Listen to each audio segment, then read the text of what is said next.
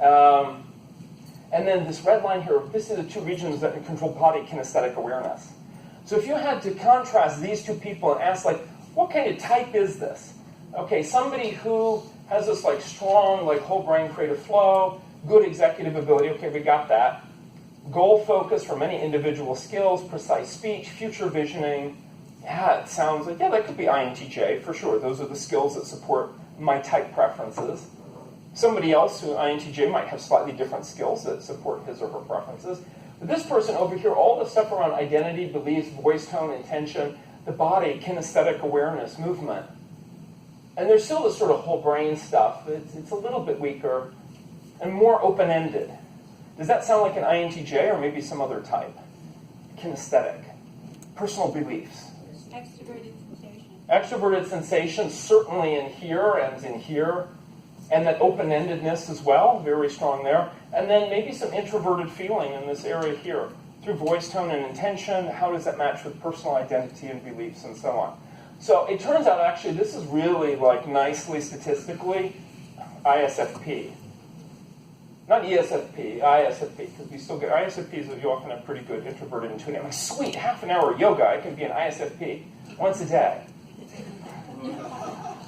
So just saying, like there's some neuroscience evidence that even for myself, and I've been doing more since then, I promised that there would be some body-mind practices related to the functions. And this came out of, before I even started writing this book, for a couple of years, observing, asking people questions, doing a few short surveys, trying to figure out what kind of, in the body-mind practices that are out there, what do people prefer? So this is not about fitness techniques. Okay, so for example, sensing, promote physical fitness and bodily well-being. Well, anybody could support physical fitness and body well-being. What I'm saying is, if you're going to try a body-mind practice, that sensing folks say that the aspect of physical fitness and body well-being is a good reason for doing it. Like they like that about it. You know, it's not that they're reading Sufi poetry or something, although that might, you know, be engaging. It's just that this needs to be an important part of that body-mind practice.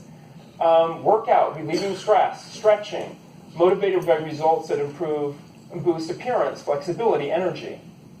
Benefit from practices, and then this is my suggestion, knowing type, that gently activate imagination. Not like, oh, let's do an all-day course on, you know, something really abstract. Gently do some kind of practice, so you can do visualization along with the meditation, and let them reflect on the potential meanings for that.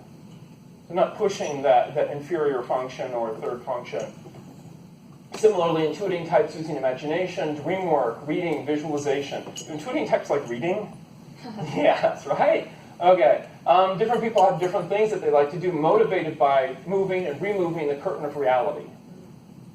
Ooh, ENTP, ENFP, let's constantly keep the reality of the curtain of reality moving. Sort of like who's the person behind the many masks that are available in the theater stage of life. Exciting new ideas. Benefit from slow breathing. Craft activities that express meaning. You say, oh, how many intuiting types want to do craft activities? Well, actually, I find craft activities really relaxing. I don't do them very often. But I do find them relaxing. Nature hikes, gardening, low-impact grounding activities. So grounding means like you're aware that there's a ground. Literally, how many intuiting types go through that? How many? Ooh, there's a ground.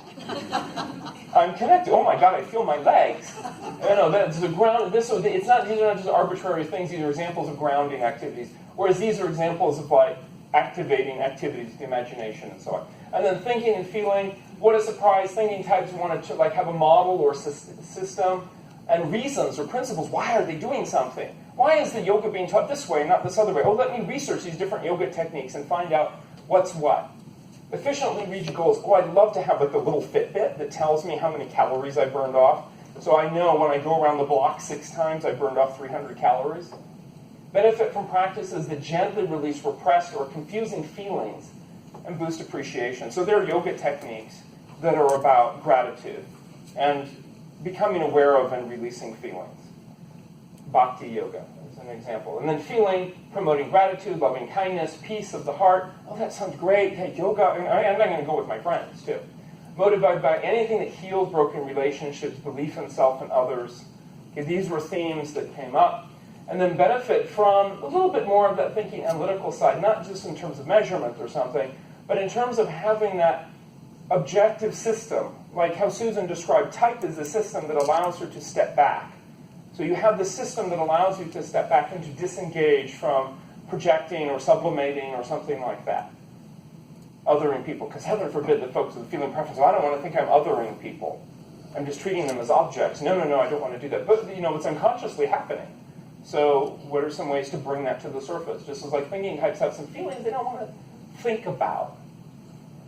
And that's, you can read more about those, and there are several pages, and hear about those.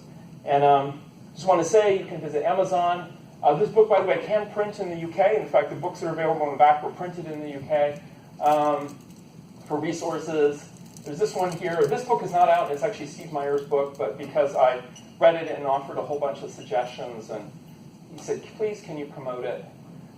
So there it is. And I use quotes, so I have to thank Steve absolutely for his time. And then this 8 Keys of Self-Leadership has all these suggestions for developing the different functions. And that's it. Thank you.